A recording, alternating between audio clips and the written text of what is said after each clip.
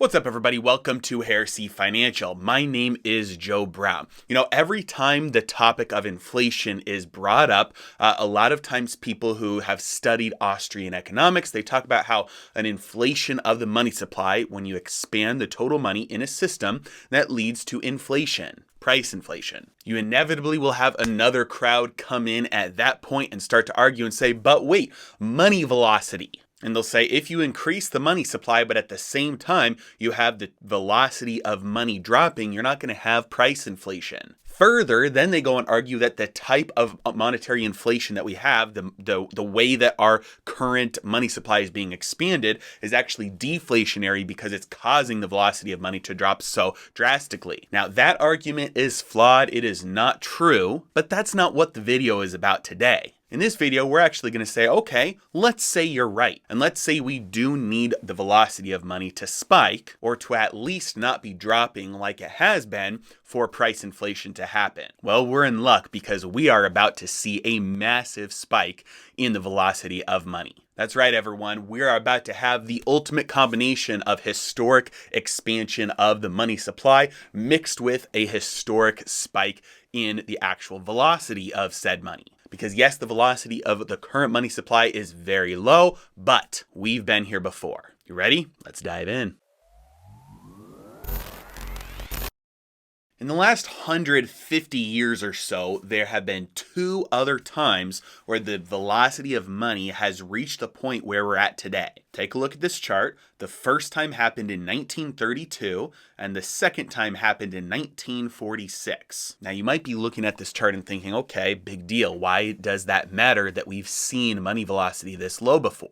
Well, because of what follows. Does anybody remember what happened in 1933? Well, who was the president at that time? FDR. What did he do? He confiscated the gold. He changed the reserve requirements of the Federal Reserve on how much gold they had to hold for the dollars in circulation. And then he changed the price per gold in order to inflate the money supply. He devalued the dollar as compared to gold. It was about a 75% devaluation. And going back to the money velocity chart, you see that spiked the velocity of money for a while. Remember, this is a 150-year chart here. Now, it eventually made its way back down again as people stopped spending as much money. There was a war going on. 1946 was the next time that money velocity dropped to current levels. What followed that? Well, 1947 was actually the biggest spike in year-over-year CPI that we've ever seen in 100 years. Massive spike in inflation. Okay, so let's bring that to today. What is going on today that mirrors what happened in those last two instances? Well, number one, obviously, velocity of money, very low. This is one of the reasons why people have been saying inflation is dead, and that has been giving policymakers the ammunition they need to print more money percentage-wise than we've printed ever. And just even in the last few weeks, we've seen a historic spike in M1 money supply. Now, there are multiple ways that you can measure money supply, right? And I've used the example before of if you just printed a bunch of money and dropped it off on Mars, that's not really expanding the money supply because it's not even in circulation. It's not a part of bank reserves, anything like that. And so you wouldn't really count that as the total money supply going up. So there's different ways to measure money supply. There's M1, M2, M3. And really the reason is because different people disagree on what type of money is actually considered in circulation, what counts as the total money supply. Now,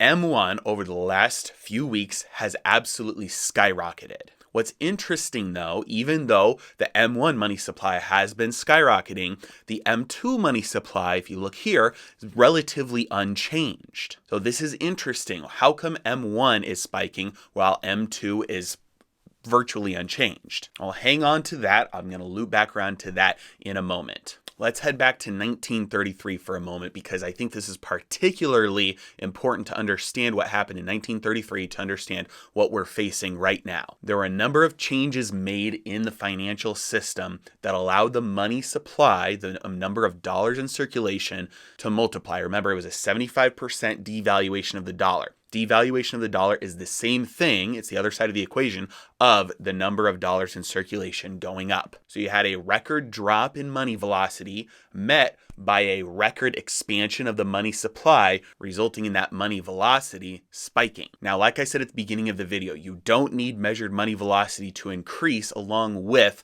the money supply increasing in order to see inflation. But for the sake of the argument, let's say you do, we are about to see a massive spike in money velocity along with an expanding money supply that cannot be stopped. It's a runaway train at this point. And how do I know that? Let's look back at M1 and M2. We're going to look at two components of M2 that explain why M2 is relatively unchanged versus the spike in M1. So look at this chart. This shows the non-M1 components of M2, and you can see there was a big drop here. So this explains why total M2 relatively unchanged, especially in light of the massive spike in M1. There was something that was offsetting that spike. There's a big spike somewhere, but there was something offsetting it. Well, what offset it? Likely, here it is. Total savings deposits at all depository institutions. Yes, this is exactly what it sounds like. This is people moving money from their savings accounts into their checking accounts. So what is going on here? Well, number one, we've had a year where all of America has been terrified. We've had a year where Americans have gotten paychecks straight from the government to help them with the things that they're scared of, with their job losses, with their income drops, and people have been closed-fisted. People have been in defense mode, protecting what they have, buying stuff that's necessary, and for the most part, waiting for things to start to get back to normal before they resume their habits of whatever they were doing before. Now, whether it's election news or whether it's vaccine news or whether it's just out of pure necessity, something is causing the trend where there's a lot of money being moved out of savings into checking right now. Now, this is something that I talked about in one of my recent prior videos about how inflation was about to take off, is because some people are getting back into the mindset of back to normal. I'm going to start spending again. It's the holidays. Maybe people are spending for the holidays. Maybe a lot of this is necessity because they've burned through everything else, and so they're drawing on their last reserves, their savings.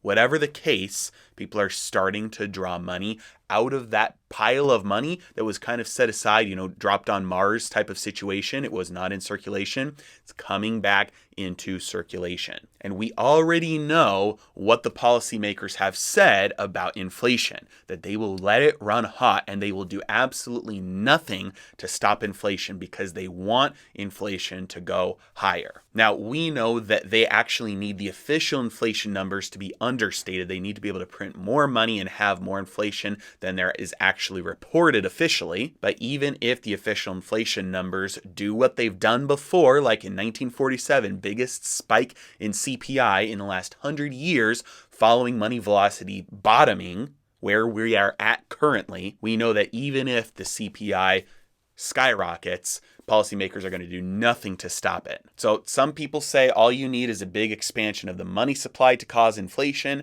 Some people say you need a big expansion of the money supply in addition to the velocity of money spiking. Well, congratulations. We're going to get both. So hang on to your pants. 2021 could be a wild ride. If you need to protect your purchasing power with gold, silver, Bitcoin, stocks, you want to hedge with options, purchase some inflation-protected rental real estate properties, all my recommended resources are in the description below. Check them out, and as always, I really appreciate you guys. You truly are the best. Have a great day.